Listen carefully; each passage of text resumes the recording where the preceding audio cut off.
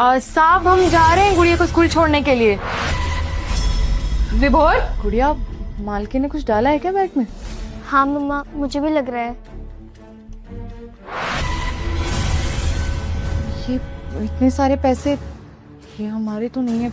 एक काम करते हैं, मालकिन के बैग में डाल देते हैं।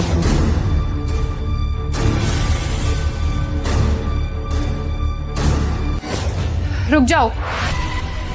विभोर, ये चोर ना यहाँ से चोरी करके भाग रहे थे। तुम्हें याद है तुम्हारी अलमारी से 2 लाख रुपए गायब है पिछले 3 दिनों से, जिसे तुम हर जगह ढूंढ रहे हो।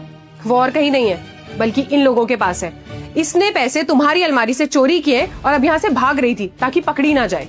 नहीं मेम साहब, हम क्यों चोरी करेंगे? 2 साल से आपके घर पर काम कर रहे हैं, खाना पीना सोना उठना सब यहीं पर है हमारा, तो चोरी करने का तो कोई मतलब ही नहीं बनता। आज तक आपके घर से एक भी सामान चोरी नहीं हुआ है हमारे रहते हुए, तो आपको कैसे लग गया कि हम आपके घर से पैसे चुरा कर चले जाएंगे? सही कह रही हो। वैसे भी चोर अपने मुंह से कभी नहीं एक्सेप्ट करेगा कि उसने चोरी की है। विभोर, मैं तुम्हें बता रही हूँ ना, इसने ही चोरी की है।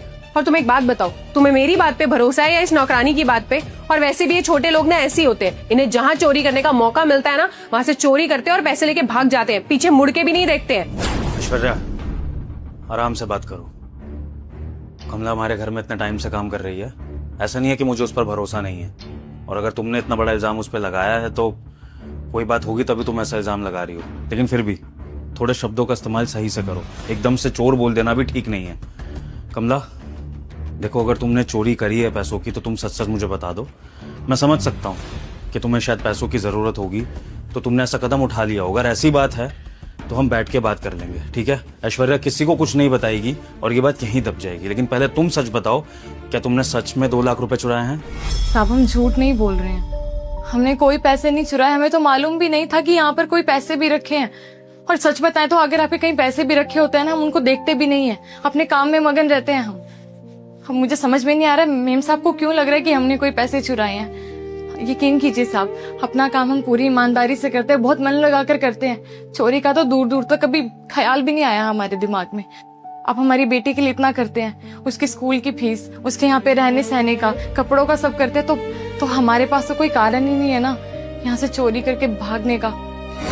तुम्हारा दिमाग खराब हो गया है विभोर। तुम एक चोर से पूछ रहे हो कि उसने चोरी की है या नहीं। ऑब्वियस है ना, वो मना ही करेगी। वो थोड़ा ना अपने मुंह से एक्सेप्ट करेगी कि उसने चोरी की है।